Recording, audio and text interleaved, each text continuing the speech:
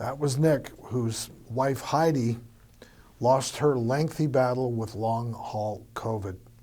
Nick, I am so sorry for your loss. I feel your grief. At the same time, we thank you for coming on today, being here, and sharing this story. So step back a bit, Nick. And I know you had access to some excellent doctors, because of the neurologic symptoms.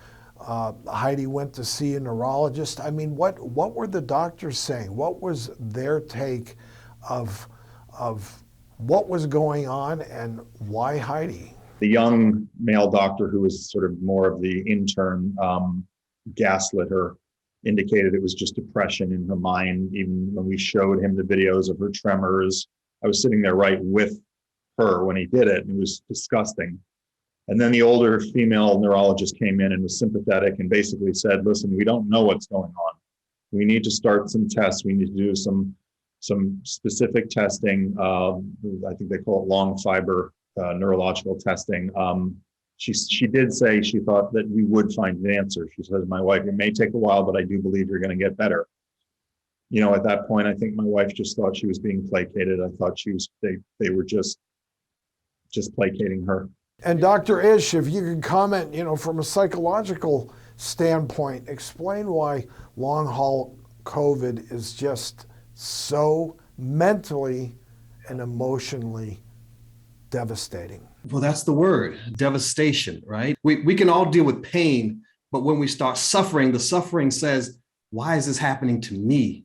Suffering says, I don't deserve this, right? Suffering says, I don't know how to make this stop. It's like being a prisoner of war and you're being tortured every day and you just don't know when it's going to end. Long haul has your body captive as a prisoner and it's doing things you can't control no matter what you do, no matter how hopeful you are. And that's why it's so devastating, Doctor, because we just don't know, when does it end? When does it get better? What can we do?